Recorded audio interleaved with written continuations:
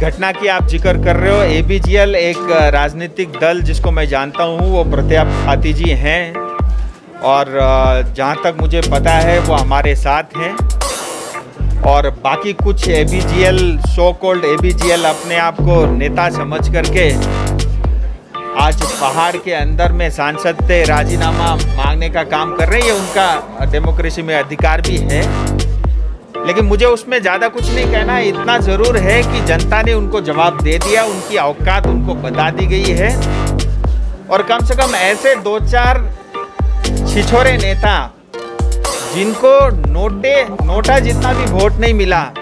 At least मैं उनको कहना चाहूँगा इनका कोई अधिकार नहीं है, क्योंकि उनकी औकात क्या है। हाल ही में अभी चुनाव संपन्न हुआ है और जनता ने उनको स्पष्ट जो है दिखा दिया है। और मेरे पास अभी भी 3 साल है और मैं उनमें से छिछोरा नेता की तरह नहीं हूँ जो राजनीति में किसी की चापलूसी करना, पैसे के लिए राजनीति करना और खुद कुछ नहीं करना और दूसरों को भी कुछ करने नहीं देना। एटलीस्ट मैं उनमें से नहीं हूँ। मैं राजनीति में हूँ किसी विशेष कार्य की वजह से। अखिल भारतीय गोर्खा लीगको पक्षबाट हामी फेरि तपाईहरु समक्ष आएका छौँ। विशेष गरी हिजो मात्र एक दुईवटा स्टेटमेन्ट देख्यौँ हामीले है,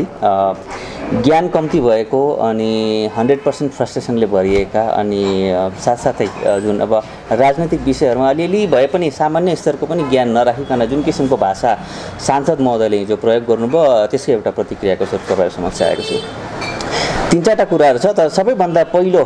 पोइन्ट म जहाँबाट सुरु गर्न चाहन्छु, सांसदजीले भन्नुभएको छ नोटासँग पनि हार्नेहरूले चाहिँ कसरी हामीलाई प्रश्न गर्दैछ भन्ने उहाँले एउटा कुरा गर्नुभएको छ। म सांसद महोदयलाई किनभने हामीलाई लाज लाग्यो, यस्तो स्तरको सांसद हामीले पाएको रहेछौँ जुन सांसदलाई चाहिँ गणतान्त्रिक मूल्यबोधको ज्ञान छैन, डेमोक्रेसी प्रोसेसको कुनै ज्ञान छैन। अनि राजनीतिमा जस्ट इन्ट्रोडक्सनको निम्ति यो सानो एउटा किताब उहाँलाई गिफ्ट गर्न चाहँदैछौँ हामी। अलिकति पढ्नु होला कि गणतन्त्रमा जित्ने जो व्यक्ति हुन्छ, जो जनप्रतिनिधि हुन्छ, उसको जिम्मेदारी के हो, विपक्षको जिम्मेदारी के हो, प्रश्न सोध्ने अधिकार कसको छ। यहाँ केवल भोटमा लडेको व्यक्ति मात्र त छोडिदिनुस् कुरा, एउटा इन्डिभिजुअल व्यक्तिले पनि आफ्नो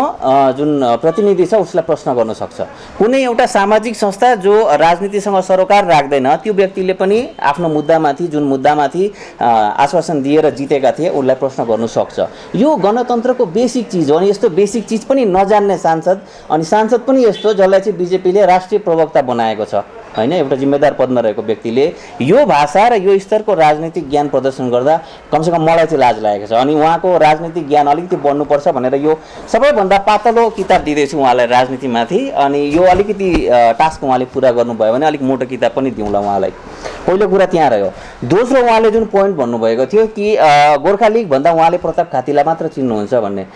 एउटा व्यक्तिलाई एउटा पार्टी भनेर सोच्ने, यहाँ प्रताप खातीले राजु विष्टजीलाई मूर्ख बनाएको हो कि राजु विष्टजी आफै मूर्ख भएको हो मलाई त्यो भन्नु छैन, त्यो उहाँहरूको आन्तरिक कुरा हो। तर एक व्यक्ति कहिले पनि पार्टी बनिँदैन। प्रताप खातीको न कमिटी न केही। प्रताप खातीले आफ्नो स्वार्थमा राजु विष्टलाई प्रयोग गर्नुहुँदैछ या राजु विष्टजीले आफ्नो स्वार्थमा प्रताप खातीको नाम प्रयोग गर्नुहुँदैछ, एबीजेलको नाम प्रयोग गर्नुहुँदैछ, म त्यसमा जान चाहदिनँ। तर दुवै व्यक्तिले जनतालाई मूर्ख बनाइरहेका छन् अथवा उहाँहरू आफै मूर्ख भइरहेका छन् एक व्यक्तिलाई पार्टीको नाम दिँदाखेरि। अनि जहाँसम्म राजु विष्टजीले अन्य पार्टीको मुद्दामा बोल्नुभन्दा, अन्य पार्टी यो अथेन्टिक हो यो होइन भन्न जानुभन्दा अघि राजु विष्टजीलाई उहाँहरूकै पार्टीको संविधान म देखाउन चाहन्छु है, कन्स्टिट्युसन। त्यस कन्स्टिट्युसनको आधारमा यदि उहाँले पेज नम्बर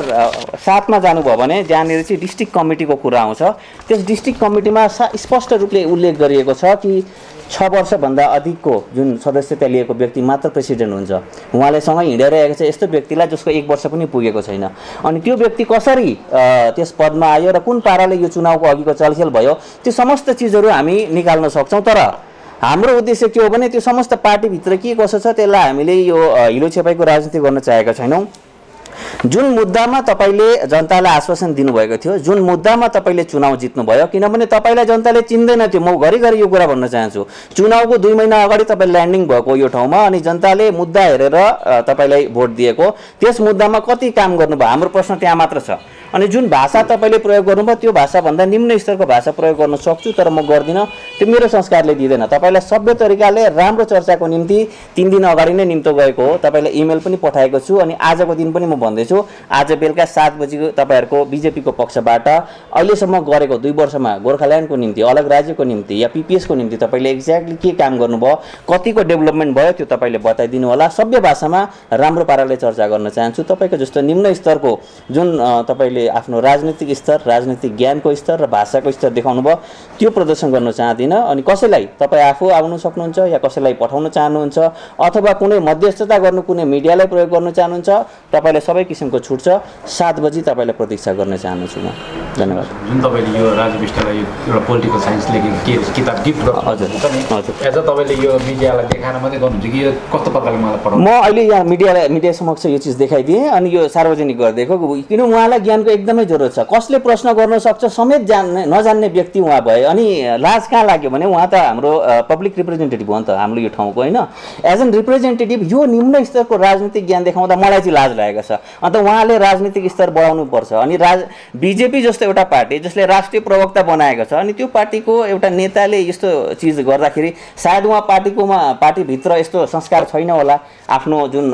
पार्टीका सदस्यहरूलाई राजनीतिक ज्ञान दिने किनभने बीजेपीकै कतिपय कार्यकर्ता र अन्य सदस्यहरूले पनि प्रश्न गर्छन् नि बेला बेला हाम्रो सोशल मिडियामा देख्छौं नोटा भन्दा कम्ती भोट आयो तिमीले किन प्रश्न गर्दैछौ प्रश्न कसले गर्न सक्छ भन्ने सामान्य ज्ञान त राख्नुपर्छ अनि यो राजु विष्टजीलाई हो राजु विष्टजीले पढेर आफ्नो अन्यान्य सदस्यहरूलाई पनि पढाए राम्रो अनि यो फर्स्ट लेभलको हो यो इन्ट्रोडक्सन मात्रै हो इन्ट्रोडक्सन टु पोलिटिकल साइन्स अलिक यो सकिसकेपछि म सेकेन्ड लेभलको किताब पनि दिन चाहन्छु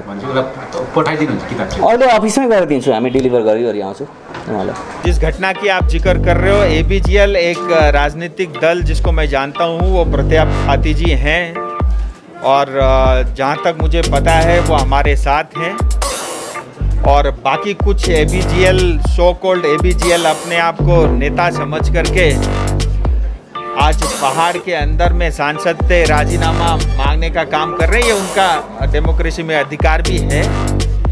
लेकिन मुझे उसमें ज़्यादा कुछ नहीं कहना इतना ज़रूर है कि जनता ने उनको जवाब दे दिया उनकी औकात उनको बता दी गई है और कम से कम ऐसे 2-4 छिछोरे नेता जिनको नोटा जितना भी वोट नहीं मिला एटलीस्ट मैं उनको कहना चाहूँगा इनका कोई अधिकार नहीं है क्योंकि उनकी औकात क्या है हाल ही में अभी चुनाव संपन्न हुआ है और जनता ने उनको स्पष्ट जो है दिखा दिया है और मेरे पास अभी भी 3 साल है और मैं उनमें से छिछोरा नेता की तरह नहीं हूँ जो राजनीति में किसी की चापलूसी करना पैसे के लिए राजनीति करना और खुद कुछ नहीं करना और दूसरों को भी कुछ करने नहीं देना एटलीस्ट मैं उनमें से नहीं हूँ मैं राजनीति में हूँ किसी विशेष